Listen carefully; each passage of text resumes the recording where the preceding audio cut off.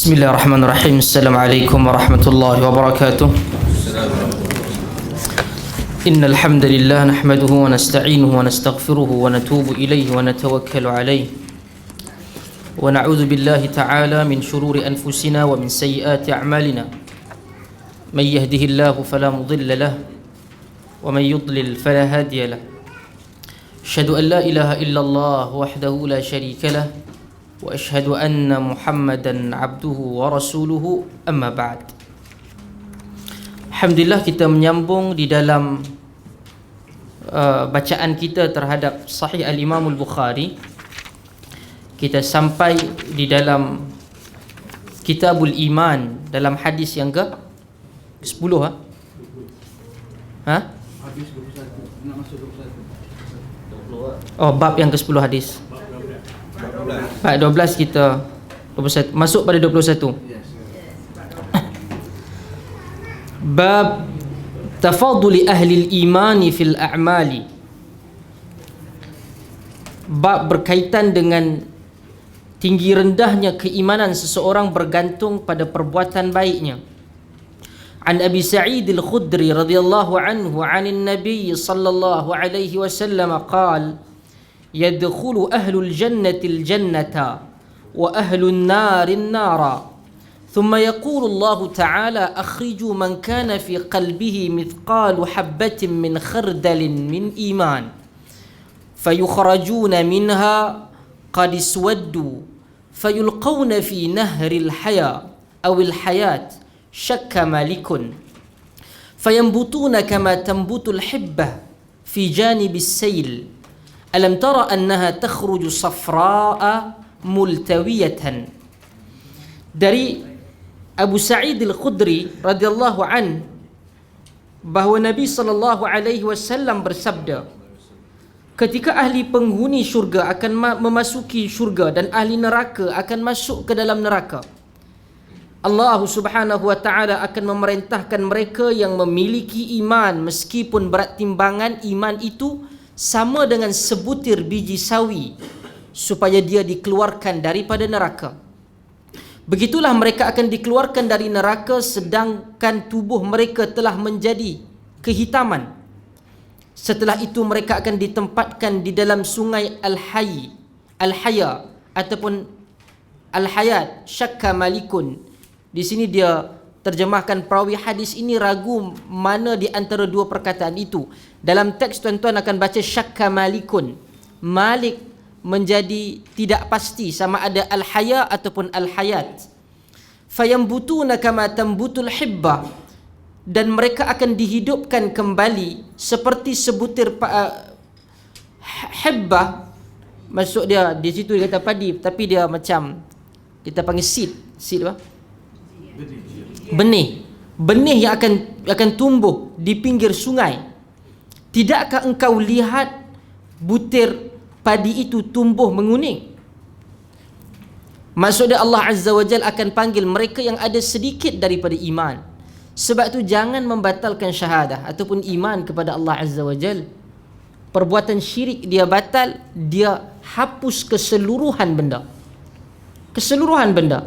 Bukan mafhum mukhalafah, tuan-tuan boleh faham kenyataan saja, tak apalah bani buat dosa. Tak. Manusia keseluruhannya ada benda yang dia buat silap. Sama ada orang tahu ataupun tidak. Sama ada dia tutup ataupun buka. Tetapi jangan sampai kepada tahap dia membatalkan syahadah, iman dia kepada Allah Azza wa Jal. Daripada Abu Sa'id juga, wa anhu radhiyallahu anhu qala Rasulullah sallallahu alaihi wasallam: بين أنا نائم رأيت الناس يعرضون علي وعليهم قمص منها ما يبلغ الثدي ومنها ما دون ذلك وعرض علي عمر بن الخطاب وعليه قميص يجره قالوا فما أولت ذلك يا رسول الله قال الدين. Daripada Abu Sa'id juga, Rasulullah sallallahu alaihi wasallam pernah bersabda, ketika sedang aku tidur, yang mana ia hadir dalam mimpi baginda sallallahu alaihi wasallam, aku melihat orang-orang yang berpakaian di hadapanku. Sebahagian daripada mereka menutup tubuhnya hingga dada, sehingga yang lainnya berpakaian lebih pendek dari itu. Dan Umar Al-Khattab diperlihatkan padaku memakai pakaian yang panjang. Sahabat-sahabat baginda bertanya, apakah yang engkau takwilkan daripada mimpi itu ya Rasulullah? Dan baginda menjawab, itu adalah agama. Maksudnya ditutup dan juga dipelihara Umar itu dengan agama. Sebab itu sahabah menjadi sangat penting di dalam ahli sunnah. Sangat penting dalam ahli sunnah. Ia bukan semudah-mudah ia sekadalah beberapa individu yang ada bersama dengan Nabi SAW. Bab yang seterusnya, babul haya'u minal iman. Al haya'u minal iman. Malu itu adalah sebahagian daripada iman. An Ibn Umar radhiyallahu anhuma anna Rasulullah sallallahu alaihi wasallam marra ala rajulin minal ansar wa huwa ya'idhu akhahu fil haya. Faqala Rasulullah sallallahu alaihi wasallam, da'hu fa innal haya'a minal iman. Diriwayatkan daripada Ibn Umar radhiyallahu an, sekali pada suatu waktu Nabi sallallahu alaihi wasallam berjalan dan melintasi seorang lelaki di kalangan Ansar. Suara saya dengar. Dan yang mana ia sedang menegur saudara ataupun sahabat dia kerana ia sangat pemalu. Maksudnya dia tegur kawan dia itu jadi sangat pemalu. Rasul sallallahu alaihi wasallam bersabda, biarkanlah dia kerana malu adalah sebahagian daripada iman. Di sini tidak dijelaskan part mana yang dia katakan dia malu. Tetapi Nabi SAW sedang beritahu bahawa malu itu sebahagian daripada iman. Dan kita mungkin akan jalan kepada satu, ataupun di sana ada riwayat yang lain. Nabi SAW kata, inna mimma adrakan nas minan nubuwatil ula fa idza lam tastahi fasna' ma syi't. Antara nasihat awal daripada kenabian itu adalah, sekiranya engkau tak tahu malu, buatlah apa yang kau mahu. Ini antara perkara yang awal yang ditekankan di dalam kenabian. Bab yang seterusnya, fa in tabu wa aqamus salata wa atuz zakata fa khallu sabilahum. Bab fa in tabu wa aqamus salata wa atuz zakata fa khallu sabilahum. Yang ini adalah antara tabiat Al-Imam Al-Bukhari. Sama ada dia mengambil potongan daripada hadis yang dia nak riwayatkan selepas itu, ataupun dia ambil di dalam beberapa ayat, potongan ayat Quran. Dalam surah Taubah ayat yang kelima. Daripada Ibn Umar juga dalam hadis ini kata dia, anna Rasulullah sallallahu alaihi wasallam qala, umirtu an uqatilan nasa hatta yashhadu an la ilaha illallah wa anna Muhammadar Rasulullah wa yuqimus salata wa yu'tuz zakata fa idza fa'alu dhalika 'asamu minni dima'ahum wa amwalahum illa bihaqqil Islam wa hisabuhum 'ala Allah. Daripada Ibn Umar kata dia, aku telah pun diperintahkan oleh Nabi sallallahu alaihi wasallam untuk memerangi orang-orang kafir. Di sini perlu diambil perhatian. Perkataan yang digunakan di dalam hadis ini, dia kata uqatil. Sebahagian daripada orang dia akan membenarkan berlaku kita panggil serangan terhadap orang kafir. Di dalam mazhab mereka berbincang, kenapa orang kafir itu diperangi? Kenapa orang kafir itu diperangi? Al-Imam Syafi'i antara dia telah pun mencadangkan illah sebab orang kafir itu diperangi disebabkan kekufuran dia. Disebabkan kekufuran dia. Ini ijtihad Al-Imam Syafi'i. Kalau ijtihad Syafi'i ini diambil rahmatullahi alaih, tuan-tuan kena bunuh semua. Orang kafir di Malaysia. Tu lagi mai pula boleh kan. Kita kena tahu, kalau katakan orang sebut terutama macam apa Encik Gua tu kan. Dia kata kebanyakan orang yang ini disebabkan belajar Tauhid 3 dan sebagainya. Dia kena kata kalau dia buka dalam pandangan Syafi'i bermaksud bahaya kepada negara macam Malaysia. Fuqaha bincang. Antaranya dibincangkan oleh Al-Qaradawi dalam kitab Fiqhul Jihad. Adakah macam mana? Tetapi hadis ini dia tak gunakan perkataan an aqtul, aku bunuh. Tetapi uqatil bermaksud ia datang disebabkan berlakunya serangan dan dia mempertahankan diri. Uqatilan nas. Dan sebab itu Islam dia tidak memulakan serangan.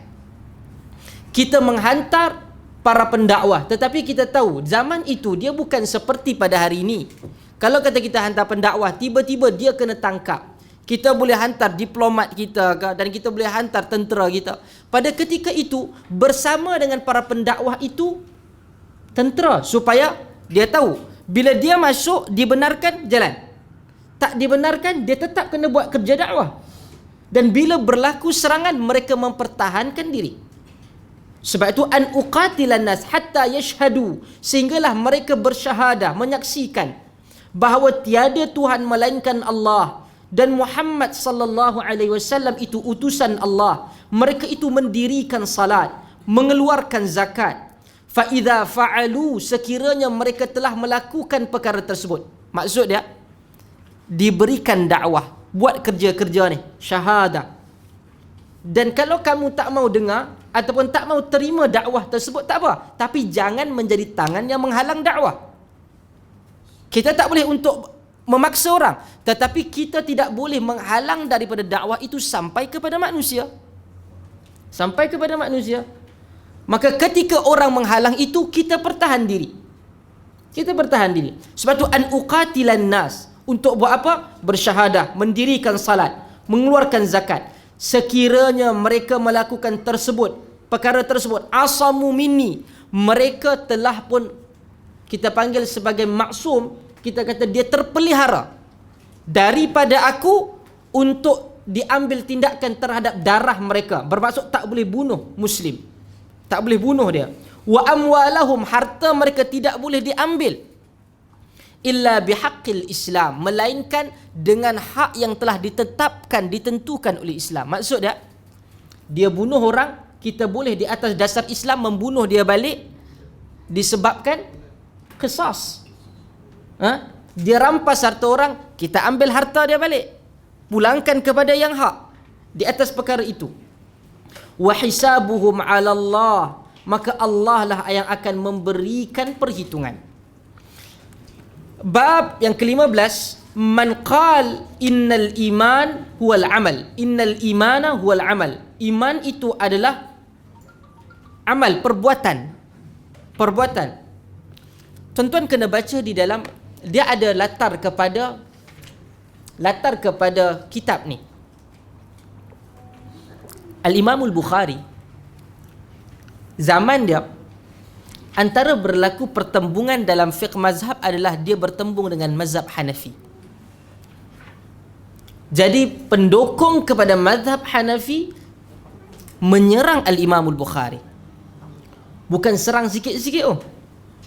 Antara sebab kepada berlakunya hadis palsu adalah disebabkan pertembungan antara mazhab. Di dalam 4 mazhab, dia ada 2 mazhab yang menjadi core kepada usulul fiqh. Kepada usul fiqh. Dia akan dipanggil sebagai yang pertama mazhab al-Ahnaf. Merujuk kepada siapa? Hanafi. Yang kedua dia panggil sebagai mazhab al-Jumhur.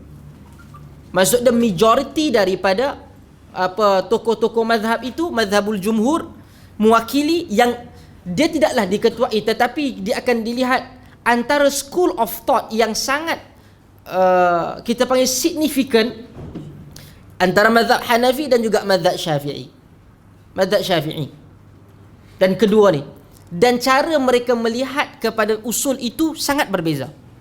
Mazhab Hanafi dia bina daripada foundation, dia naik ke atas, membina kaedah. Tetapi bagi mazhab jumhur, dia telah pun menyediakan kaedah, baru dia turun kepada hukum. Okey? Ini cerita panjang dalam usul lah. Jadi bila pertembungan antara mazhab ini berlaku, dia telah pun membenihkan anak-anak murid yang jahat. Bukan sikit-sikit, dia bukan kata nakal, tak, jahat. Mereka telah pun mencipta hadis-hadis palsu disebabkan pertembungan mazhab. Dalam hadis yang masyhur, tuan-tuan, kalau siapa baca dalam bidang hadis, dia akan tahu. Apabila di kalangan mereka yang tak puas hati kepada Al-Imam Asy-Syafi'i, bila ditanya tentang Al-Imam Asy-Syafi'i, sebagian perawi-perawi kadzab, dajjal ni, dia akan jawab apa? Dia akan kata, aku dah dengar dah Nabi kata tentang Muhammad bin Idris ni. Dia kata, famadza tara wa ma ra'aita an Muhammad bin Idris fil Iraq? Apa pandangan kau terhadap Muhammad bin Idris di Iraq ni? Dia bukan saja hina kawan tu, dia angkat geng dia. Dia kata, sayakunu fi ummati rajulun yuqalu lahu Muhammad bin Idris. Siapa? Imam Syafi'i. Akan datang kepada umat aku seorang lelaki namanya Muhammad bin Idris. Asy-Syafi'i, imam kita. Wa huwa adharru ala ummati min iblis. Dia lebih mudarat pada umatku lebih daripada iblis. Tu dia mai gaduh. Macam tu sekali. Dia buat hadis. Datang satu ni orang namanya Muhammad bin Idris, mudarat dia lebih ke atas umatku daripada iblis. Apa gaduh zaman ni cakap tulis dekat Facebook ke tak ganas lagi. Ya. Ni tempah neraka tu oi. wa sayakunu fi ummati rajulun yuqalu lahu Abu Hanifah wa huwa siraju ummati. Dan akan ada satu orang daripada umatku yang namanya Abu Hanifah, dialah pemegang obor umatku, penerang umatku. Tu dia nak angkat. Al-Imam Al-Bukhari pada zaman dia agak ada perselisihan pandangan dengan mazhab. Bukanlah dia tak ada pesan, dia bagi pandangan dia. Orang tak puas hati kat dia, kan? Jadi bila orang cakap, dia akan jawab benda akademik lah, benda akademik. Tapi dia tak puas hati. Yang kawan tu tak puas hati. Jadi dia kata, ada beberapa pandangan, ataupun kalau siapa yang membaca lebih detail dalam kitab tarikh oleh Al-Imam Al-Bukhari, kadang-kadang adalah nama daripada mazhab Abu Hanifah tu, riwayat tu melampau. Cuma Al-Imam Al-Bukhari dia tak ta'liq secara detail. Nampak macam bila orang kata macam ta'adil Bukhari. Kita kata Bukhari manusia. Bila orang kata cukup-cukup, orang bukan kata orang bagi pada fizikal dia, bagi halau pada kampung dia, orang kutuk maki. Zaman tu hampir terkesan jago-jago hadis mendhaifkan Bukhari disebabkan fitnah yang berlaku. Kalau kita zaman tu tak boleh buat status ni dekat Facebook. Mana ada zaman tu? Semua kan dah dapat cerita dah. Kadang-kadang orang tak kenal pun. Kadang-kadang setengah orang tu dia tak, macam saya ada satu keadaan orang tu tak kenal saya, tapi dia tahu tentang orang bercakap saya ni apa, sesat lah, wahabi lah, apa semua kan. Dia menyembang tanpa rasa bersalah depan saya, sebut nama saya. Saya tengok betul saya kata, saya tak kenal. Bayangkan Bukhari kan, dia mesti dia ada rasa, perasaan tu. Dia manusia. Jadi kadang-kala penyusunan Sahih Bukhari ni ada dia nak pergi menjawab secara tidak langsung kepada persoalan yang wujud di zaman dia, tapi dia tak sebut nama. Termasuk di dalam kitab ni, kenapa tajuk Annal Iman Huwal Amal? Kerana zaman itu naiknya kelompok Murji'ah. Dia nak menjawab Murji'ah. Ada beberapa dalam kita panggil dalam perbahasan firaq. Firaq ni adalah jamak kepada fariq. Maksudnya perbezaan-perbezaan di kalangan mazhab akidah yang menyatakan bahawa iman tiada kaitan dengan amal. Iman tiada kaitan dengan amal. Yang dipanggil sebagai Murji'ah. Zaman ni ada Murji'ah moden, kan? Dia kata dia pilah buat benda yang salah. Kita tak ada lah katakan kita tidak mungkin ada di kalangan saudari-saudari kita yang belum lagi memakai tudung. Ya, kita tahu. Tapi dia jangan menjustifikasikan perbuatannya itu seperti halal. Tak boleh. Kan? Kadang-kadang kita tengok ada yang belum lagi, tapi selepas Allah Ta'ala beri hidayah sangat menjaga. Ramai kita jumpa, kan? Sangat menjaga. Allah rahmat dia. Allah hapuskan dosa dia, dalam Allah berikan dia pahala. Tetapi kadang-kadang aktivis-aktivis di kalangan feminism kata, iman saya tak ada kaitan dengan tudung saya. Oh, kacau. Kita kata iman itu bertambah dengan amal saleh, iman itu berkurang dengan melakukan maksiat.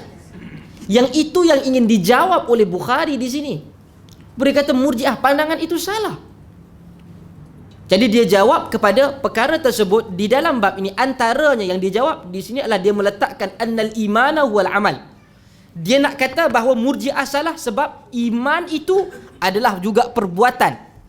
Sebab itu saya selalu sebut dahulu, antara mazhab pandangan Bukhari, dia tak tulis buku khas. Dia kata dalam bab ini sekian-sekian, seperti mana Al-Imam Syafi'i tulis dalam Tak. Sebab itu disebutkan fiqhul Bukhari fi tarajumihi. Fiqh Bukhari itu ada pada subtopik macam ni. That's why kenapa antara kebaikan saya nak baca bersama dengan tuan-tuan go through. Yang ni dah syarah panjang pula kan. Saya janji lu bagi laju. Go through disebabkan kepentingan subtopik ni, tarajum ni. Ini akan menyebabkan kita faham, oh ini pandangan Bukhari. Tuan-tuan akan sampai daripada satu bab yang mana kebanyakan di kalangan kita akan pegang bahawa sebelum daripada salat Jumaat tidak ada qabliyah, betul? Tapi Bukhari memberikan isyarat seperti dia pegang. Kita tak boleh kata yang ini bid'ah, yang ini sesat. Tak. Itu adalah pandangan. Mereka melihat kepada satu dalil, bagaimana ia dapat difahami. Dalil dia satu, gaya macam mana, angle macam mana diambil. Bukhari memberikan isyarat dalam sahih dia seakan-akan ada qabliyah. Dan Bukhari pandangan, dan kita pandangan lain, bukan kita kata kita lebih pandai pada Bukhari, tak. Majoriti pandangan-pandangan kita pun sama, kita ambil daripada Bukhari. Tapi bukan bermaksud untuk kita terima keseluruhan dia, kan?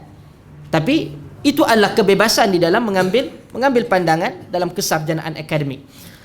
Daripada Abu Hurairah radhiyallahu anna Rasulullah sallallahu alaihi wasallam su'il, Nabi sallallahu alaihi wasallam ditanya, ayyul amali afdal? Apakah amalan yang paling afdal?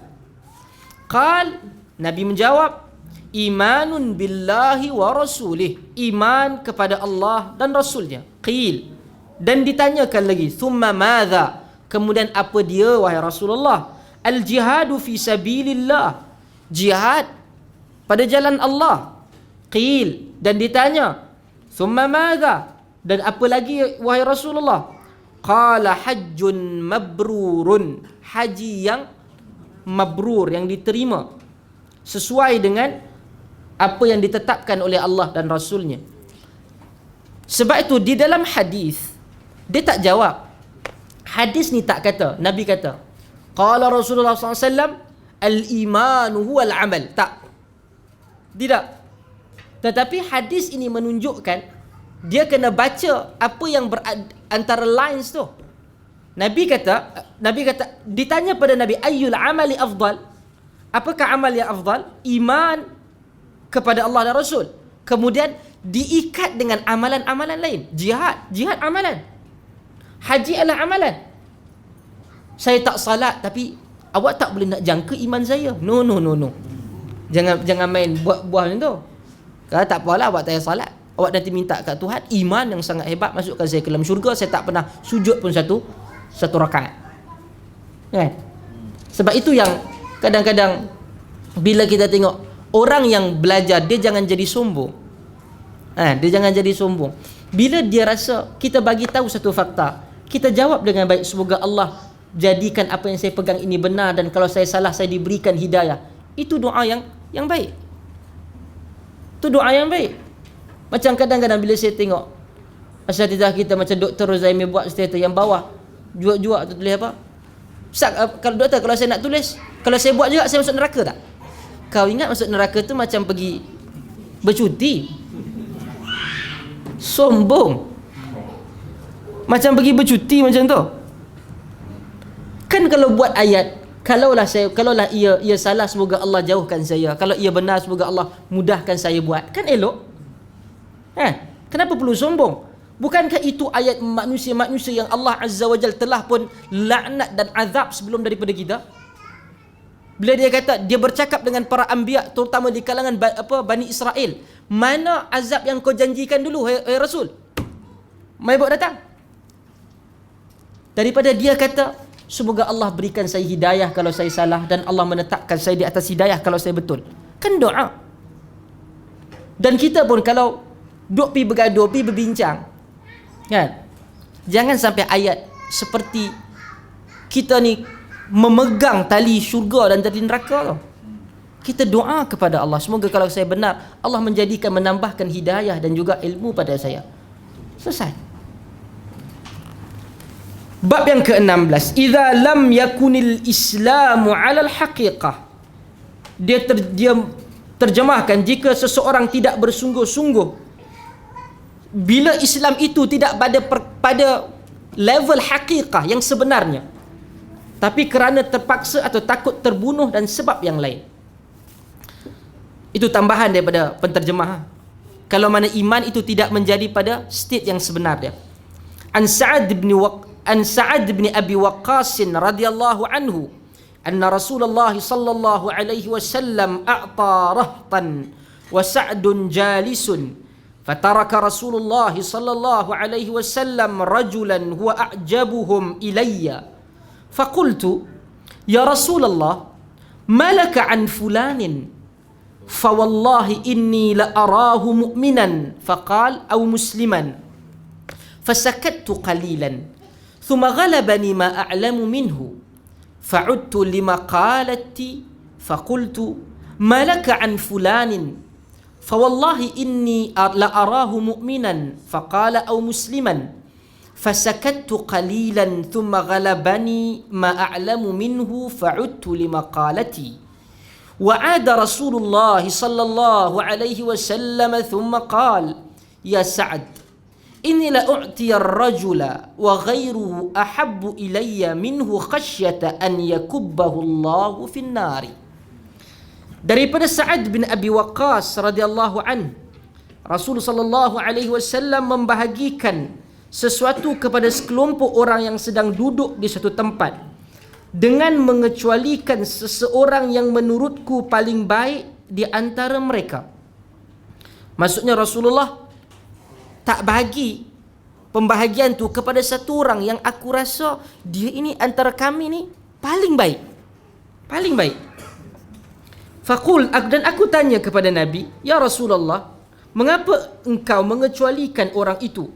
Demi Allah, aku menganggapnya dia sebagai orang beriman. Ataupun dalam sebahagian menyatakan dia Muslim. Nabi SAW memberikan komentar di situ. Atau seseorang Muslim belaka.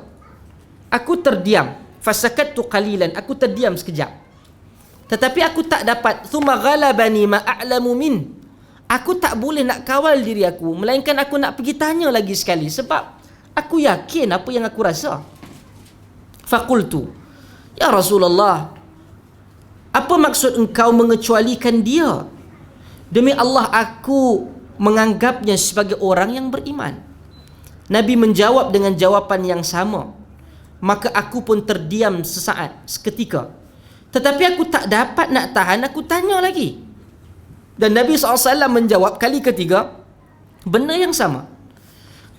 Kemudian Nabi panggil Sa'ad dan Nabi kata, ya Sa'ad, aku memberi kepada seseorang padahal yang lainnya lebih kusayangi kerana rasa takut Allah melemparkan dia ke dalam neraka. Aku memberi kepada seseorang, maksudnya pembahagian, padahal yang lainnya lebih kusayangi kerana rasa takut Allah akan melemparkan dia ke dalam api neraka. Maksud dia, kadang-kadang Nabi mengambil pandangan. Nabi takut kalau katakan ia ada satu pemberian yang menyebabkan dia buat sesuatu yang tidak mengikut apa yang Nabi mahu. Nabi boleh baca. Kadang-kadang kita tahu sebahagiannya di kalangan orang yang kita kenal, dia ni walaupun aku sayang, aku bagi benda ni, memang rosak budak ni. Memang rosak.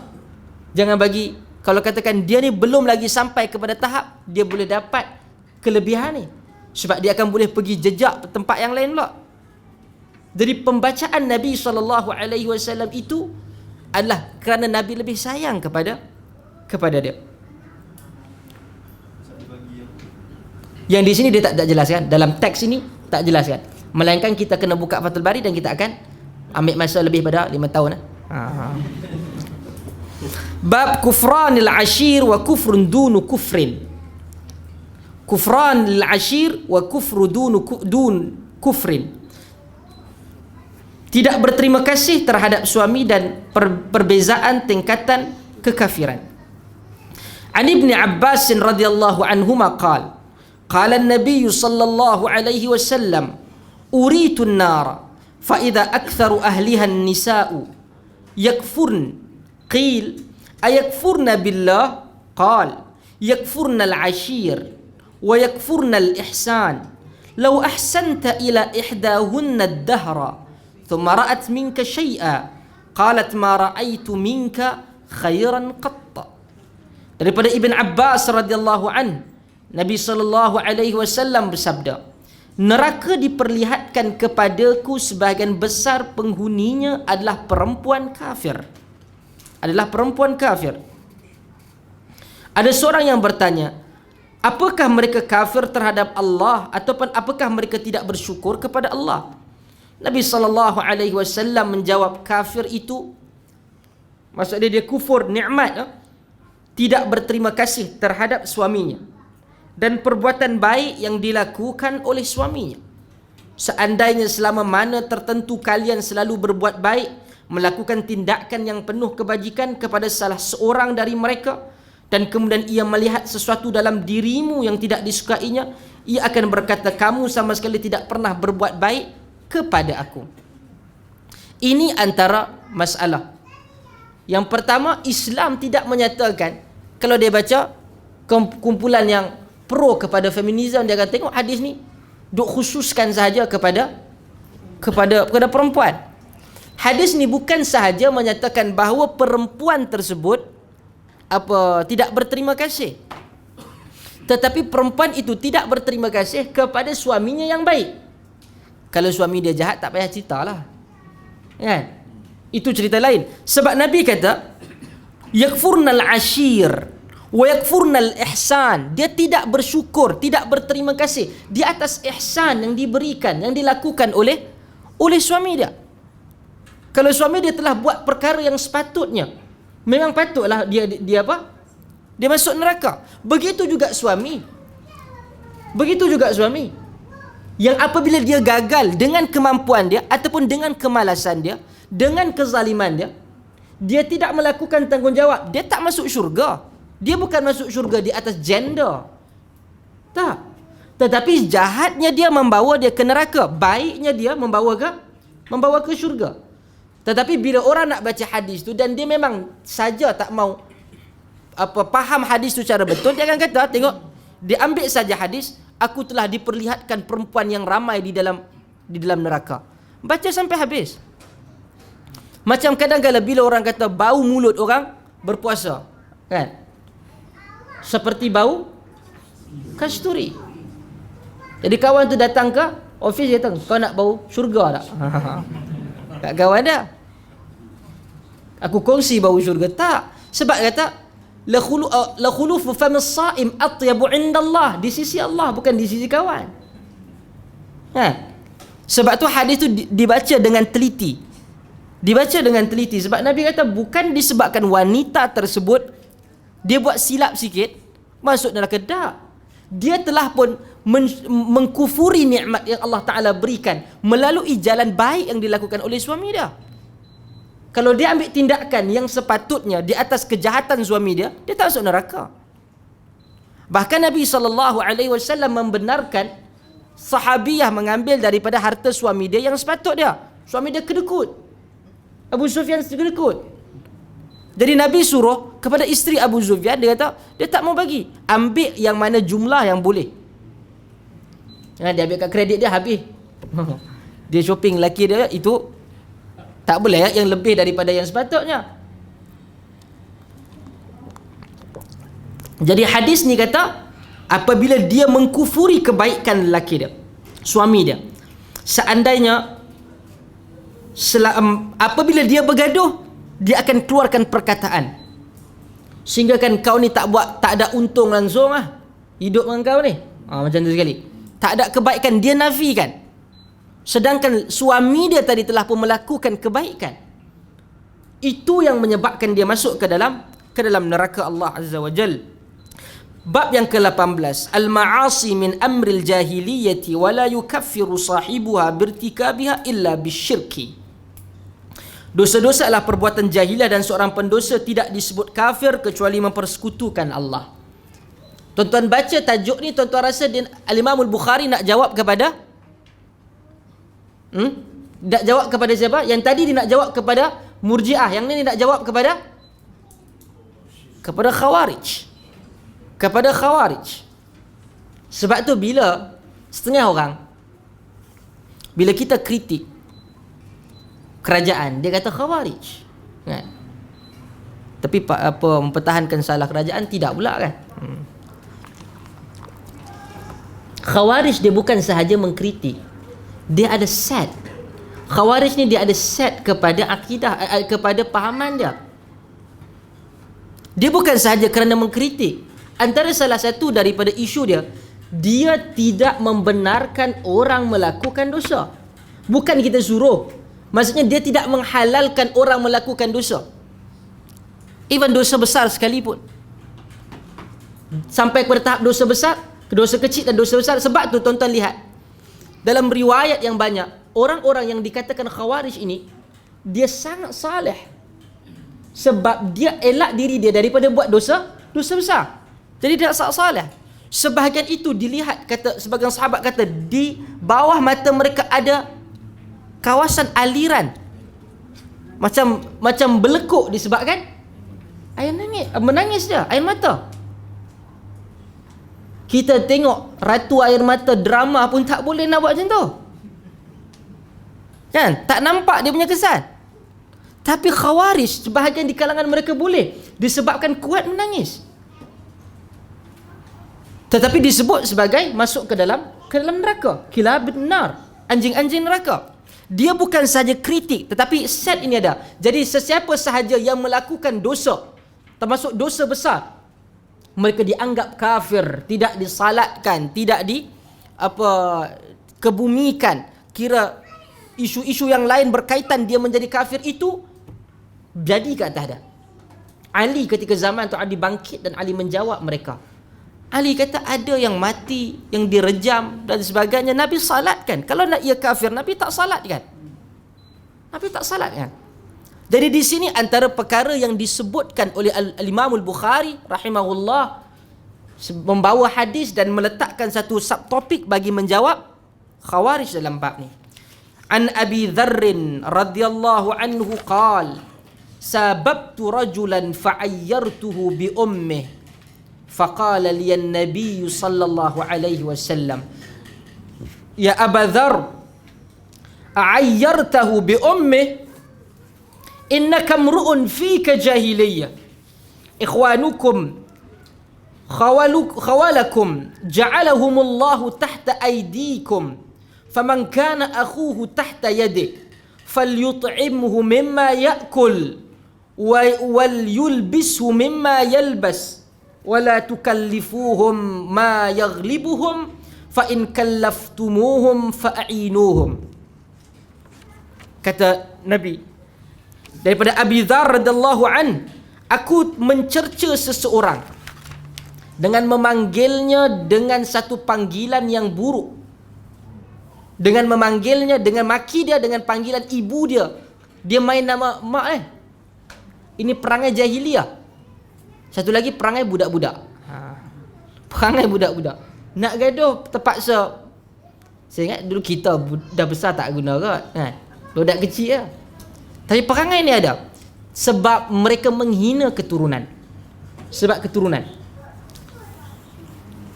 Tak budak-budak kan? Abang mak kau hijau. Kan perangai budak. Kalau ikut juga lebih pada budak dengan menggunakan sapaan yang buruk terhadap ibu dia. Nabi SAW, Nabi marah. Nabi kata, ya Aba Dzar, engkau maki dia tu dengan panggil dengan nama ibu dia yang buruk. Apa kata Nabi? Innaka mru'un fika jahiliyah, dalam diri engkau berbaki lagi jahiliyah. Duk maki-maki ni. Ikhwanukum khawalakum, pembantu-pembantu engkau adalah juga saudara-saudara seiman kamu, dan Allah menempatkan mereka di bawah perintahmu. Maksud dia arahan, engkau boleh arah dia. Jadi siapa pun yang saudaranya di bawah perintahnya harus diberi makanan yang sama dengan ia makan, dan dia beri pakaian yang sama yang ia pakai. Jangan suruh mereka mengerjakan pekerjaan di luar kemampuannya, dan apabila kamu terpaksa melakukannya, bantulah mereka. Sebab apa? Al-Imam Al-Bukhari tidak akan dibawa berapa benda. Menghina perbuatan Nabi kata maki itu perbuatan jahiliah. Jahiliah menyebabkan seorang itu Islam ke kafir? Bukan kafir. Perbuatan ni perbuatan dosa besar ni, besar. Sebab tu Nabi kata sibabul muslim fusuq wa qitaluhum kufr. Maki orang Islam, dia buat perbuatan dosa besar, fasik. Tetapi Nabi tegur, dan Nabi tak memberikan maksud bahawa dia telah pun menjadi kafir, kan? Kan perbuatan jahiliah Nabi kata. Dalam benda ni Al-Imam Al-Bukhari istimbat daripada situ. Dalam hadis yang sama melihatkan kalau kita ada pembantu rumah, ada driver, ada staff, ada pekerja, Nabi SAW telah pun berikan kepada hak pekerja sebelum daripada semua akta dan juga undang-undang yang ada. Tapi kata bagi dia ruang untuk makan. Jangan dia kata aku dah bayar kau, aku guna sehabis-habis kau. Haram.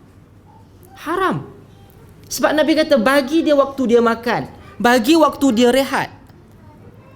Jangan oleh kerana engkau bayar dia, engkau gajikan dia, sehingga tidak ada ruang langsung untuk dia rehat. Dia manusia. Pakaian dia juga kena dilihat. Pakaian dia elok ataupun tidak. Kita buat benda tersebut, kita mendapat dosa. Dan ingat, Nabi letakkan ayat itu selepas Nabi kutuk ataupun Nabi larang perbuatan jahiliah. Maksud dia mau dekat dengan perbuatan jahiliah. Engkau maki dan engkau guna dia macam perangai jahiliah. Jadi kita nampak, dan juga kita sendiri kalau ada orang di bawah tu, kita bagi ruang yang atau hak dia sebagaimana Nabi SAW sebut ni. Tengok dia tak makan, tengok dia tak apa, kena pastikan dia makan. Dia bekerja dengan kita. Tapi kita bolehlah kalau katakan kita dah bagi keseluruhan dia dan dia tak buat seperti amanah yang sepatutnya, kita boleh denda, ambil tindakan. Setelah kita laksanakan tanggungjawab kita sebagai majikan. Tapi kalau katakan kita tak bagi apa semua, kita menanggung dosa tersebut berdasarkan hadis Bukhari ni.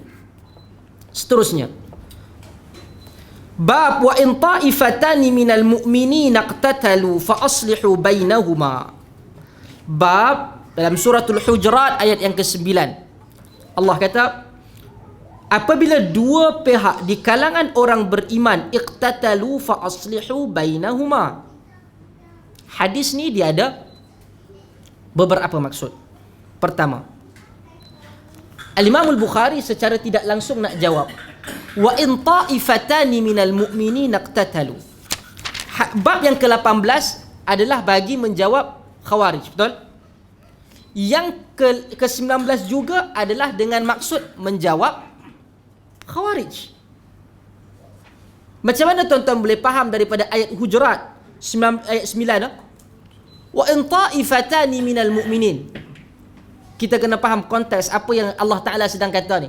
Allah Ta'ala membatalkan dakwaan Khawarij. Wa in ta'ifatan, dua daripada grup orang beriman berperang, iqtatalu, berperang, fa aslihu bainahuma. Allah kata apa? Dua orang pihak yang berperang. Kita bunuh orang Islam, nak berperang dengan orang Islam. Dia ini dosa besar, dosa kecil? Dosa besar. Pak Nabi kata, sibabul muslim fusuk, fasik, wa qitaluhu kufur. Membunuh dia boleh membawa kepada kekafiran. Tapi Allah kata apa? Wa in ta'ifatani minal mu'minin naqtatalu. Di kalangan orang yang beriman. Allah tak kata kafir. Allah panggil dia beriman. Mungkin sahaja dia dosa besar, dia masuk neraka, tetapi dia tidak boleh lagi ketika itu dipanggil sebagai kafir. Sebab ini benda yang besar. Ada banyak isu yang akan timbul. Yang akan datang daripada perkataan kafir itu banyak perkara-perkara lain. Allah tetap panggil orang yang dua berperang itu sebagai mukmin. Sebagai mukmin. Jadi di dalam ayat Quran, kita kena faham apa yang berada di antara, we call it as what we can read between the lines. Contoh, dalam surat Tabbat yada abi lahabi wa tab ma aghna anhu maluhu wa ma kasab sayasla naran dhata lahab wa imra'atuhu hammalatal hatab fi jidha hablum min masad. Allah kata apa? Celakalah kedua belah tangan Abu Lahab. Apa yang dia buat? Tabbat yada abi lahabi wa tab ma aghna anhu maluhu wa ma kasab. Dia rasa dia tak ada apa. Dia kaya, dia tak perlukan kepada Allah dan kerana apa yang dilakukan. Daripada suratul Masad, tuan-tuan boleh ambil satu kaedah hukum atau diistimbatkan satu hukum. Apa hukum dia? Daripada suratul Masad, Allah telah pun mengiktiraf apabila orang kafir dia masuk ke dalam Islam, ataupun dia tak perlu untuk berkahwin semula, kerana perkahwinan yang berlaku di dalam kekafiran mereka itu telah pun sah. Dia tak perlu tajdidun nikah. Sebab apa? Allah panggil apa kepada isteri dia? Wamra'atuhu, dan isterinya. Isteri siapa? Abu Lahab, Ummu Jamil. Allah iktiraf dia dan Allah panggil dia sebagai isteri. Dia isteri kepada Abu Lahab. Bermaksud di situ diambil bahawa perkahwinan orang bukan Islam di dalam cara mereka, dalam agama mereka telah pun diiktiraf sebagai perkahwinan yang sah. Yang sah. Daripada satu cerita yang mana Abu Lahab memaki Nabi SAW. Ketika Nabi kumpulkan, Nabi kata tentang Islam, dia kata, "Alihadza jama'tana tabbal laka ya Muhammad." Dia angkat tangan dia. Ini sebab kau kumpulkan kami, celaka ha Muhammad. Dan tu tabbat yada abi lahab wa tab. Kena. Dalam ayat ini dijadikan bab oleh Al-Imam Al-Bukhari, cerita dia panjang. Daripada Abu Bakrah radhiyallahu anhu, kata dia, sami'tu Rasulullah sallallahu alaihi wasallam yaqul, Nabi SAW, aku mendengar Nabi SAW bersabda, "Idzal taqal muslimani bisayfayhima falqatil wal maqtul finnar." Apabila bertembung pedang-pedang orang-orang muslim, dua orang muslim berperang menggunakan pedang, bertembung, maksudnya depa bergaduh perang. Al falqatil wal maqtul finnar, yang bunuh dan masuk, yang dibunuh masuk neraka. Stop di situ. Kita kata, apa salah apa yang kena bunuh masuk neraka? Sahabat bertanya, faqultu ya Rasulullah, hadzal qatil fama balul maqtul, ini pembunuh, apa halnya dengan orang yang kena bunuh? Dia menjadi mangsa masuk neraka juga. Kata Nabi sallallahu alaihi wasallam, innahu kana harisan ala qatli sahibih, kerana dia juga bersungguh-sungguh nak lawan, nak bagi bunuh kawan dia. Sebab tu dia bawa pedang. Maksudnya dia dah bersedia, sama ada aku mati atau aku hidup. Dia mati, aku pun aku mati. Maksud dua-dua nak pergi berperang, pergi bunuh. Beza kalau kawan kita tengah relax-relax kat rumah, kawan kita bawa pistol, bawa pedang, tu lain, kita jadi mangsa. Yang ini dua-dua bersedia nak pergi penggal kawan ni. hadis ini saya terpaksa untuk komen sebab hadis ini dia sangat kontroversi disebabkan Syiah mengambil hadis ni. Dia ada latar belakang hadis ni. Abu Bakrah sebut tentang hadis ni apabila dia berjumpa dengan seorang sahabah, dengan seorang tabi'in. Tabi'in ni, tabi'in atau sahabat, dia nak pergi kepada salah satu daripada pihak di dalam peperangan Jamal.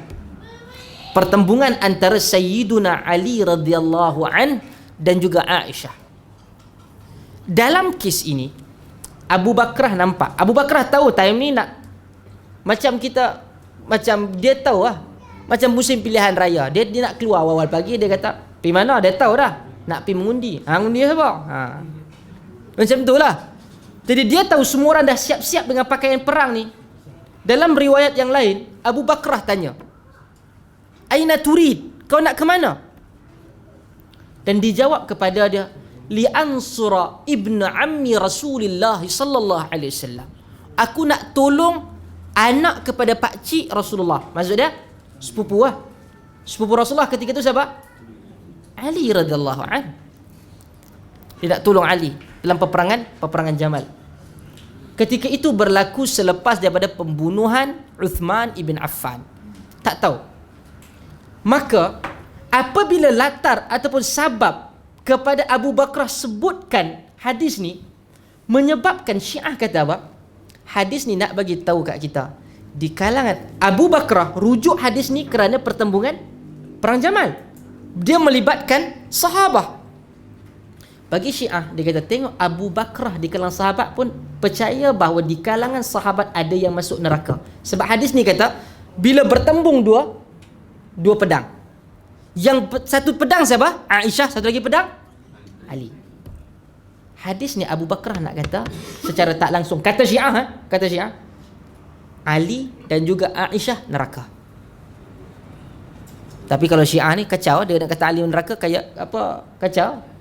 Tapi dia nak kata isbat di sini adalah kita tak boleh nak nafikan sahabat masuk neraka. Isunya bukan kita bagikan kemaksuman pada sahabat, tetapi apa yang Syiah nak kata ni, dia nak pukul sahabat.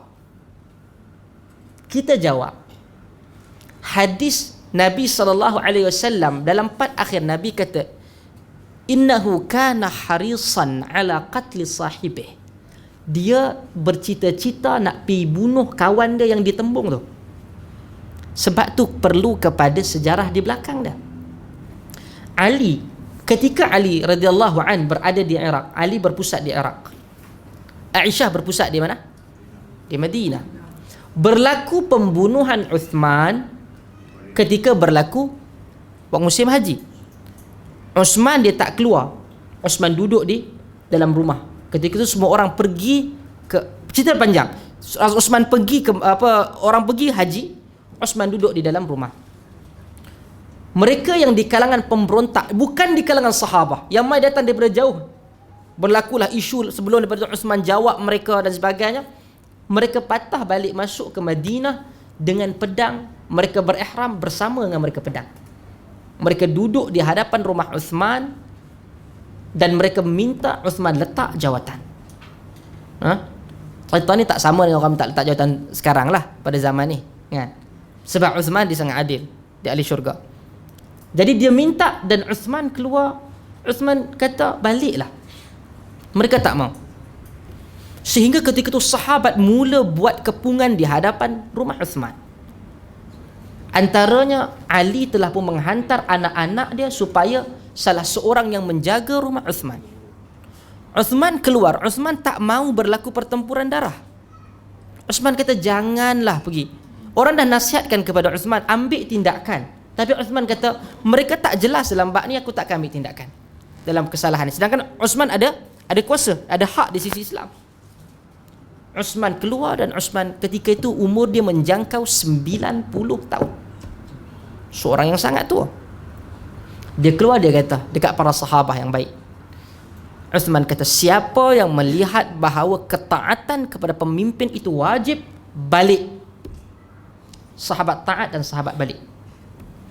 Ketika itu beberapa riwayat yang ramai, yang banyak menunjukkan, ada yang kata Abdullah bin Sabah, ada yang sebutkan nama yang lain. Mereka naik ke atas rumah Uthman. Ketika itu Uthman dia tidur. Dia lepas baca Quran dia tidur. Dia keletihan, dia puasa pada hari dia dibunuh. Umur 90, hampir 90. Dalam mimpi itu, dalam riwayat disebutkan, Uthman bermimpi berjumpa dengan Nabi SAW. Dan Nabi SAW kata, engkau akan berbuka denganku di syurga. Jadi Uthman tahu dia akan mati. Dan Uthman tahu dia akan mati. Ketika Nabi hidup pun Uthman tahu dia akan mati. Beberapa sign yang Nabi SAW dah tunjukkan. Dia berkerubuk, dia tutup, dia berjalan. Nabi perasan, Nabi kata, dia akan syahid. Orang pergi tengok, rupanya dia adalah Uthman. Dalam kisah yang masyhur dan sahih, Nabi SAW berada di atas bukit Uhud. Kan, di atas bukit Uhud. Nabi, Abu Bakar, Umar dan Uthman. Dan sebahagian kalangan ustaz-ustaz pening tu dia kata, tengok bukit Uhud pun bergegar. Jadi kita pun tak apalah kalau nak menari bergegar sikit. Ada kan? Pening. Dia tak baca habis hadis tu. Ketika Uhud tu bergegar, Nabi kata apa? Usbut ya Uhud. Jangan bergegar wahai Uhud. Kan ada larangan bergegar. Kita abang ada, jangan bergoyang. Sebab Uhud telah kena tegur dengan Nabi. Usbut. Kekal engkau, jangan bergegar. Di atas engkau seorang Nabi, seorang Siddiq, 2 orang syahid. Kan dah abang dah? Nabi, Siddiq, Abu Bakar, Umar dan Uthman sebagai syahid. Uthman tahu. Mungkin juga Uthman berfikir, kalau aku buat ni, aku akan menutup semua asbab-asbab yang menyebabkan aku syahid. Itu antara idea Uthman. Uthman fikir macam tu. Kan? Dan kita kalau katakan, orang kata, dijanjikan pada kita di tempat tu, engkau akan syahid. Kita punyalah tunggu bila. Bayangkan umur 90 tahun tak. Bayangkan aku nak syahid bila ni, dah 90 tahun. Umur umat Muhammad ni pun 60 tahun. Dah over 30 tahun dah ni. Dia bukan dapat jawatan ke apa, dapat menjadi ahli syurga, syahid. Siapa yang tak mau? Siapa yang tak mau? Jadi dia pun, mungkin bacaan dia ketika itu dilihat oleh orang lain tak cekap. Tapi bagi dia, orang nampak kita hebat macam mana pun, orang kata, awak perlu buat ni, awak perlu buat ni. Betul, saya buat benda tu ada banyak risiko yang menyebabkan saya macam, kalau saya duduk, saya bagi pandangan yang okey-okey sikit, saya selamat. Kan? Itu yang menyebabkan mungkin Uthman menganggap bahawa supaya ruang untuk dia masuk, dia dikira sebagai syahid itu ada untuk dia. Mereka turun daripada bumbung, mereka hentak dengan hulu pedang kepala Uthman ibn Affan radhiyallahu an, orang umur 90 tahun. Buat macam tu dengan sungguh hati sehingga berdarah, dan darahnya itu terkena pada mushaf dia. Saya ingat antara yang disimpan di Museum Topkapi di Istanbul. Kan? Dia hentak kepala dia dan dipotong kedua belah tangan isteri dia, Nailah bintu Hafaraf Asah. Dipotong kedua belah tangan dia. Maka berlakulah selepas daripada itu fitnah terbesar dalam dunia umat Islam, dan bermula selepas daripada itu yang disepakati oleh para ulama hadis, hadis-hadis palsu. Selepas daripada pembunuhan Umar dan Uthman sebab Umar adalah pintu kepada fitnah dalam umat ni. Umar mati, Umar dibunuh, masuk ke dalam kita fitnah. Umar adalah pintu dah. Umar adalah pintu dah. Maka ketika itu, untuk faham hadis ni, Aisyah berada di Madinah dah jadi marah. Dia kata Madinah telah dicemari dengan benda ni, menyebabkan Aisyah ketika itu bangkit bersama dengan antaranya Zubair ibn Awam, Talhah ibn Ubaidillah. Ini ahli-ahli syurga kan ni. Kita tengok Talhah pun pi, Az-Zubair pun ikut join Aisyah dalam perjalanan pergi nak ke Iraq untuk mendesak supaya Ali ambil tindakan. Ketika itu Hafsah nak ikut. Abdullah bin Umar datang dan larang kakak dah supaya jangan pergi. Dan akhir sekali Hafsah batal niat dan dia tak ikut. Aisyah dia sangat cergas. Dia agak muda. Rasulullah wafat dalam umur dia tak sampai 20 tahun. Kan? Jadi dia mengetuai. Kan Aisyah kata, kita bukan pergi untuk buat benda-benda main-main. Kita pergi untuk mengambil ataupun membela darah yang telah diambil ataupun ditumpahkan secara salah. Dan Aisyah bergerak. Dan sepanjang perjalanan, yang ini perlu faham, dia tak termasuk hadis ni. Orang semua tegur Zubair dan Talhah. Dia kata, pasal apa kau muka tak ceria ataupun kau ni tak bersemangat langsung? Kita ni nak mengambil, nak menebus balik darah khalifah yang telah ditumpahkan secara zalim. Kalau kita nampak, kita akan rasa semangat untuk pertahankan dia. Dia pun kata, aku tak tahu sama ada tindakan ini betul ataupun tidak. Tapi Uthman telah dibunuh. Ada pilihan yang lain untuk tunggu ke macam mana? Isu sebelum daripada itu, orang tuduh Ali memang antara terlibat yang mengarahkan pembunuhan Uthman. Antara geng-geng, sebab mereka fabricate, mereka buat surat Ali sebelum pada tu. Ali arahkan orang datang. Ali kata, aku tak hantar surat ni. Tetapi cakap-cakap politik makin panas bila Uthman syahid, Ali terus melantik diri dia. Jadi cakap pengkritik politik yang tiada tauliah akan kata apa? Tengok dulu Nabi, lagi kau yang jadi. Ini bukan hari ini punya perangai, dulu dah 1000 tahun lepas. Menyebabkan Ali ketika itu yang seperti mana disebutkan oleh Abul Hasan Ali An-Nadwi, dia kata apa? Ali menjadi khalifah dalam suasana yang sangat tak boleh nak digambarkan. Ali kata, mereka masa syahidnya Ali, pemberontak datang kepada Ali, dia kata, engkau naik jadi khalifah. Ali jadi bengang. Ali kata, hadza laisa min sya'nikum walakin min sya'ni ahli Badr. Ini bukan urusan kamu, ni urusan ahli Badar. Dan mereka ketika berlaku pertempuran tu nanti, sebahagian mereka bunuh sahabah, dia bawa kepada Ali. Antara Talhah, mereka bunuh Talhah, dia bawa darah Talhah kepada Ali. Ubashiruka ya Ali. Dia bunuh Zubair. Dia bawa kepada Ali. Qataltu Zubaira, aku telah pembunuh Zubair. Ali tengok, Ali kata, ubashiruka bin nar. Sedang tu geng dia. Aku berikan berita gembira kepada engkau dengan neraka. Kerana Nabi kata, siapa yang bunuh kepada anak Safiyah, dia masuk neraka. Sebab tu isunya, ketika Zubair dan Talhah dalam perjalanan, mereka tak suka benda ni. Tapi mereka kata, takkan kami nak diam? Tak ada siapa nak bercakap. Matinya begitu sahaja. Dan kemudian apa? Orang bunuh, bukan dia mati sakit tua. Orang bunuh. Seorang perlu bangkit dan bercakap tentang isu ni. Aisyah ketuai dan sampai di sana.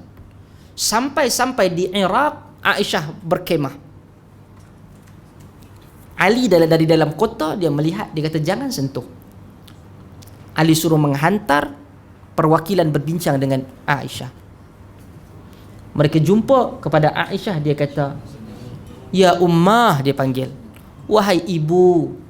Aisyah ibu kan? Ibu kepada orang-orang beriman. Ya Ummah, pasal apa datang?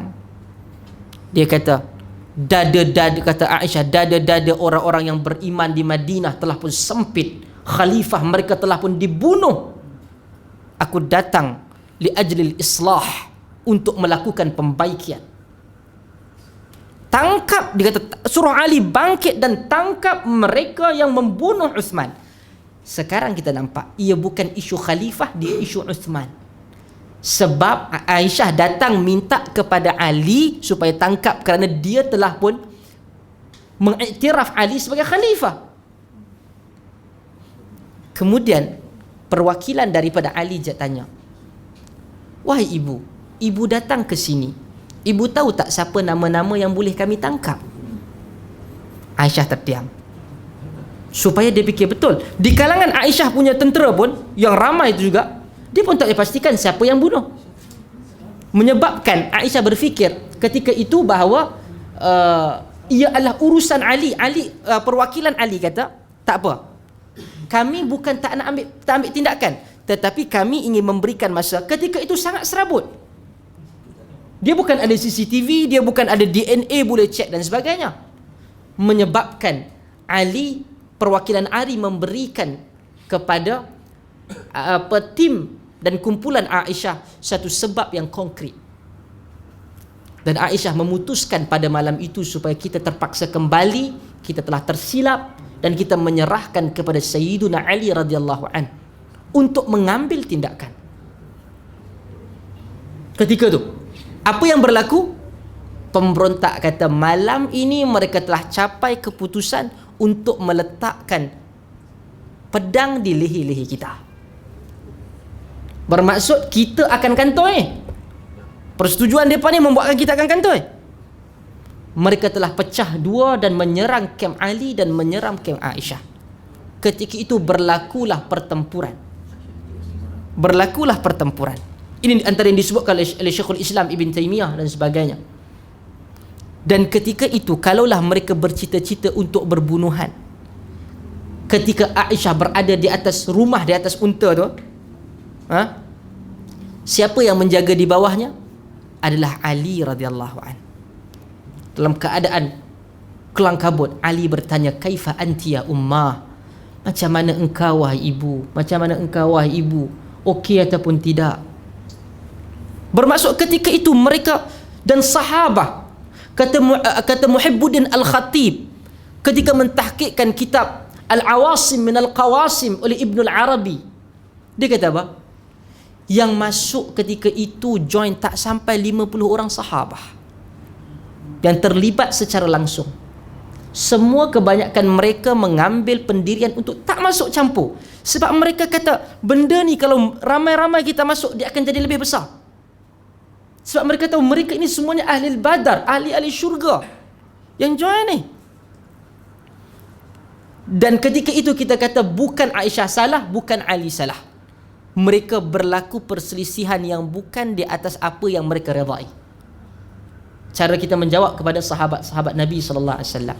Tetapi daripada segi hak, ada siapa yang lebih berhak? Ali ketika itu kerana dia khalifah. Tetapi siapa yang paling tepat, kata Muhibbuddin Al-Khatib, ini adalah ijtihad dia. Siapa paling tepat? Sahabat yang tak masuk campur, kata mereka. Muhibbuddin Al-Khatib kata yang tepat yang tak masuk campur. Sahabah yang ada semasa Nabi sallallahu alaihi wasallam wafat ada berjumlah melebihi 100,000 orang yang campur. Sebab tu ketika Haji Wada berapa? Ketika Nabi gerak dalam 80,000 90,000 daripada Madinah sampai di Arafah, dia mencecah kepada 120,000 orang. Yang masuk, yang join 50 orang, kata Muhammad, dalam sekitaran 50 orang. Ini isu yang sangat complicated. Orang boleh melihat daripada banyak sisi. Dan ialah fitnah yang terbesar dan pertama yang kita tengok. Bagaimana menyebabkan suatu fitnah. Ada dua di hadapan kita. Kita tak boleh nak kata yang mana betul, yang mana salah, yang mana berpahala, yang mana berdosa. Tak boleh. Tak semudah itu untuk jawab.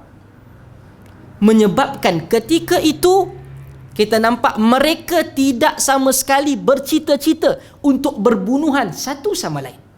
Hadis ni kata, pasal apa dua-dua masuk neraka? Innahu harisan ala qatli sahibi.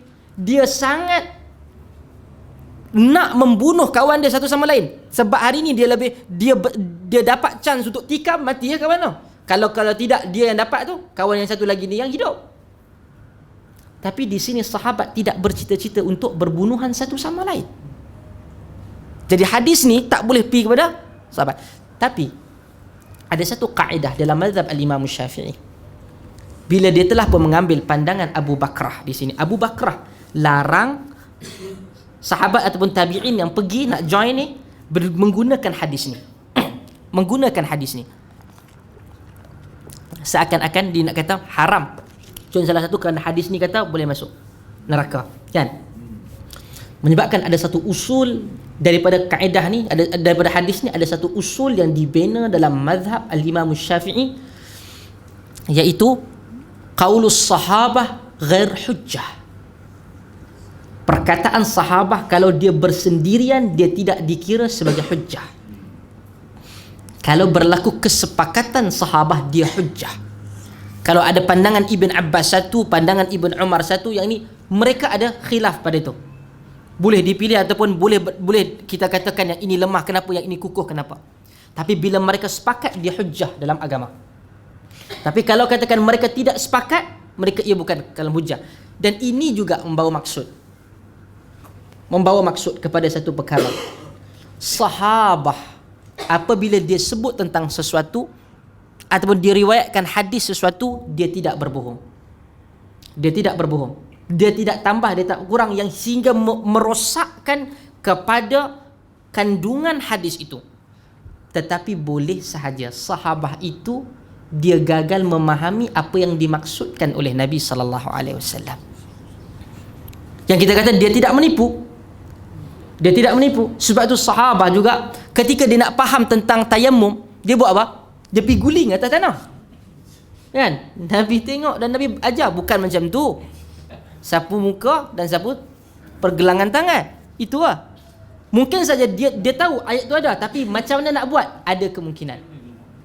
Menyebabkan apabila perkara ini berlaku dilihat kepada adakah mereka bersepakat ataupun mereka tidak bersepakat di atas satu isu. Dan Nabi kata apa? La'allaka muballighin. Dalam apa? Dalam khutbah Nabi SAW di Padang Arafah, Nabi kata la'alla muballighin aw'a minas sami'. Nabi suruh sampaikan apa yang Nabi ucapkan ni. Dan ada kemungkinan orang yang dimuballigh, orang yang terima itu aw'a, lebih faham daripada yang mendengar. Kadang-kadang kita dengar, satu kita sembang dengan kawan kita pun boleh elaborate sebab dia lebih faham daripada kita yang dengar. Kita dapat manfaat daripada dia. Kemungkinan kita kata yang selepas daripada itu, lepas tu naik para tabi'in dan jago-jago, mereka bincang tentang hadis, tentang ambil fiqh istinbat, mereka lebih detail dalam bab tu. Nabi kata la'alla muballighin aw aminas sami'. Jadi hadis ni kalau kita baca, adakah semua walaupun kita ni pergi berjihad melawan orang-orang Islam yang jahat, contohnya mujahidun yang ikhlas di Syria sebagai contoh, untuk menjatuhkan kerajaan zalim taghut Bashar, dan mereka dikira gaduh sama sendiri? Tak. Kerana mereka datang mempertahankan diri. Pada hakikatnya dia bukan suka-suka untuk bunuh, tapi mereka mempertahankan daerah dan sahabat saudara kita. Yang ini juga, hadis ini memang Al-Imam Al-Bukhari letakkan di situ dengan maksud apabila berlaku pergaduhan antara keduanya, ia tidak menjadikan mereka kafir. Walaupun berperang itu adalah dosa besar. Adalah dosa besar. Kita baca hadis yang terakhir dan kemudian insya-Allah kita jumpa pada yang akan datang. Dalam bab yang kedua, bab zulmun duna zulmin, kezaliman yang lebih besar. Kezaliman yang tidak ada kezaliman lebih daripada tu. Maksud dia, zalim yang tak ada zalim lebih pada tu. An Abdullah ibn Mas'ud radhiyallahu anhu 'anil Nabi sallallahu alaihi wasallam qala lamma nazalat alladhina amanu wa lam yalbisu imanahum bidzulmin, bahawa ketika diturunkan ayat bahawa orang yang beriman itu yang tidak mencampurkan iman mereka dengan kezaliman. Qala ashabu Rasulillah sallallahu alaihi wasallam, kata para sahabah di kalangan sahabat Nabi menyatakan, ayyuna lam yazlim, siapa di antara kita tak buat zalim? Kan ayat tu umum. Mungkin kita zalim dengan kucing sat, dengan kawan kita ke apa, kita minta maaf. Tapi kalau kata dia beriman, dia tak campurkan dengan kezaliman, dia baru beriman.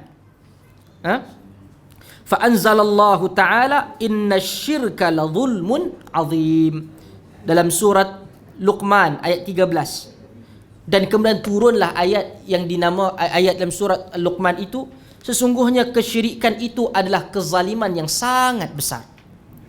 Ini dinamakan sebagai tafsir bil ma'thur. Tafsir ditafsirkan dengan Quran. Ini adalah tingkatan tertinggi dengan Quran, dengan Quran menafsirkan ayat Quran itu dengan Quran adalah yang paling tinggi. Kemudian Quran yang ditafsirkan dengan hadis. Bila ayat ni kata bahawa orang beriman dia tak campurkan iman dia dengan kezaliman. Apa maksud kezaliman? Inna syirka la zulmun azim. Bahawa kesyirikan itu, dia beriman dia tak campurkan dengan iman dia kesyirikan, dia beriman. Apabila ada ayat Quran dan disyarahkan atau ditafsirkan dengan hadis. Sebagai contoh, sebagian geng-geng sufi yang sesat dia kata Allah kata wa'bud rabbaka hatta ya'tiyakal yaqin, sembahlah Tuhan kamu sampai kepada tahap yakin. Dia api zikir yakin sungguh. Sampai pada tahap fana dia kata saya dah yakin, tak salat. Sebahagian tu yang kadang-kadang cerita-cerita wali pening ah. Dia kata sebahagian wali di Yaman, orang nak salat maghrib dia main gambus.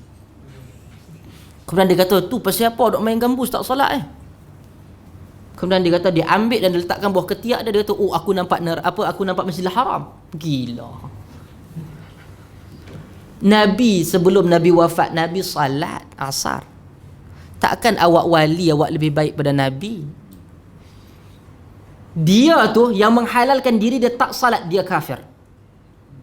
Kita yang bagi justifikasi, dia tak apa, dia wali, dia tak payah salat. Kita kafir ikut dia. Sungguh. Sebab kita telah pun mengeluarkan seseorang itu daripada syariat, kan? Kewajipan untuk salat. Jadi jangan kita suka hati. Orang azan bukan main gambus. Orang azan main datang salat. Kalau tidaklah Nabi kata, aku suruh kumpulkan kayu-kayu api supaya dibakar rumah yang tidak mendatangi masjid. Maka ketika itu kita kata dia bukan orang, dia bukan wali Allah, dia wali syaitan. Dia dajjal. Tak salat. Tak ada benda dalam kehidupan ni melainkan salat, dan terpenting selepas daripada syahadah. Antara apabila wa'bud rabbak, sembahlah Tuhan kamu sehinggalah kamu sampai kepada al-yaqin. Apa maksud yaqin? Dalam hadis ketika Nabi SAW pergi menziarahi seorang sahabat yang meninggal, Nabi kata qad ata ashabukal yaqin, telah datang kepada sahabat kamu al-yaqin. Apa yang telah pun diyakini, iaitu kematian. Sembahlah Tuhan kamu sehingga sampai kepada kamu kematian. Sebab tu dia jangan bagi dalam otak dia apa yang dia nak tafsirkan. Macam apa dulu, Tuhan Melayu Nabi Melayu. Nabi Melayu dia kata Yasin wal Quranil Hakim innaka laminal mursalin, bahawa engkaulah yang kami utuskan sebagai rasul. Innaka, kan ayat tu baca kepada saya. Saya lah rasul. Dia ikut dan dia. Jangan ikut apa yang jangan ikut apa yang kau fikir. Ia ditafsirkan dengan kaedah Quran dengan Quran, hadis Quran dengan hadis. Dia ditafsirkan begitu. Jadi insya-Allah kita akan masuk pada kuliah akan datang pada bab alamatil munafiq, dalam bab yang ke-21. Wallahu taala alam. إن شاء الله نسأل الله يجعلنا ويجعلكم الذين يتبعون القول فيتبعون أحسنه. نسأل الله يجعلنا من متبعي بالكتاب والسنة. سبحانك اللهم وبحمدك أشهد أن لا إله إلا أنت وأستغفرك وأتوب إليك. وبارك الله فيكم والسلام عليكم ورحمة الله وبركاته.